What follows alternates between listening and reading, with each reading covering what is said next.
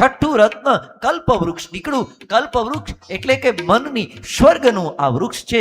મનની ઈચ્છાઓ તમારી પૂરી થવા મળશે હો. એક એક ઈચ્છાઓ તમારી પૂરી થવા લાગશે અને એ ઈચ્છાઓ પૂરી થાય એટલે ધ્યાન રાખજો, સંપત્તિ અને પ્રતિષ્ઠા, તમારું માન સન્માન વધવા લાગે એટલે અપ્સરાઓ આવે. અપ્સરાઓ એટલે લાલચ આવશે, ધ્યાન રાખજો. અને એ તમારી પ્રગતિમાં બાધારૂપ બનશે. પણ એ પ્રગતિ તમે કરી જશો, જો એમાં પડશો નહીં તો પછી સીધી લક્ષ્મીજી આવશે હો તમારી પાસે હો. એ લક્ષ્મીજી પૈસા નહીં હો, લક્ષ્મી આવશે. અને લક્ષ્મીજી આવ્યા ને એટલે મહિના રૂમઝુમ રૂમઝુમ રૂમઝુમ કરતા કરતા નાચવા હો. આહા, હાથમાં હાર લીધો, વરમાળા લીધી અને લક્ષ્મીજી આ બધાને એમ હતું. માણસો કહેતા હતા અમને વરમાળા પહેરાવે, ઋષિમુનિઓ કહેતા હતા અમને વરમાળા પહેરાવે. બ્રહ્માજી ઉભા હતા, યમ, વરુણ, અગ્નિ, ઇન્દ્ર આદિ દેવતાઓ ઉભા હતા. બધાને એમ કે અમારા ગળામાં જ વરમાળા પહેરાવે. લક્ષ્મીજીને એની સખીઓ ઓળખાણ કરાવતી હતી હો.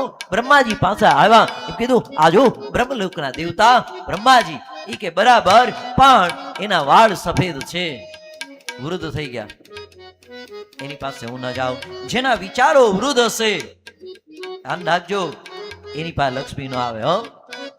ઘણા પૈસા હોય ને તો એ કે ના રે ના, અમારે ક્યાં ધંધો હાલે, હમણાં તો મંદુ છે.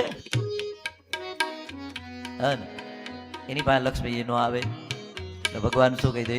તથાસ્તુ. હે ને, યાદ રાખજો, તરત જ એની પાસે લક્ષ્મીજી નો આવે, એના વિચારો વૃદ્ધ છે. ઇન્દ્રની પાસે, અરે સ્વર્ગનો રાજા ઇન્દ્ર કેટલો વૈભવશાળી, એટલે કે બધી વાત સાચી, પણ એની આંખમાં કામ છે. જે કામ વાસનાથી ભરેલા હશે એની પાસે લક્ષ્મીજી ના આવે.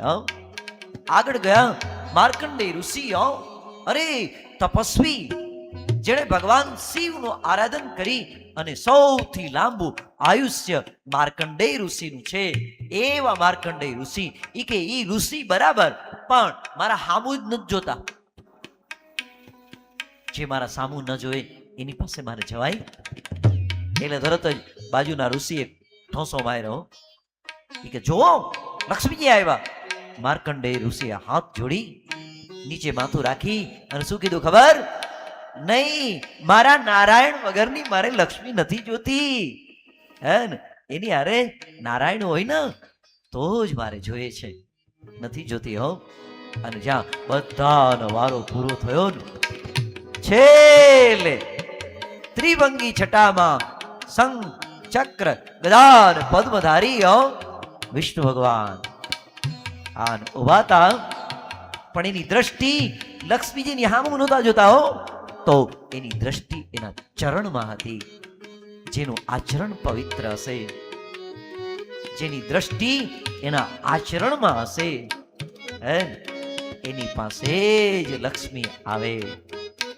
આહા, લક્ષ્મીજી રૂમઝુમ રૂમઝુમ રૂમઝુમ કરતા કરતા ગયા અને તરત નીચું જોતા વિષ્ણુ ભગવાનના ગળાની અંદર સીધો હાર પહેરાવી દીધો. ક્યાં? આખી સભામાં દેવતાઓ પુષ્પની વૃષ્ટિ કરવા લાગ્યા. જય જયકાર થયો. બોલો લક્ષ્મી નારાયણ ભગવાન કી જય.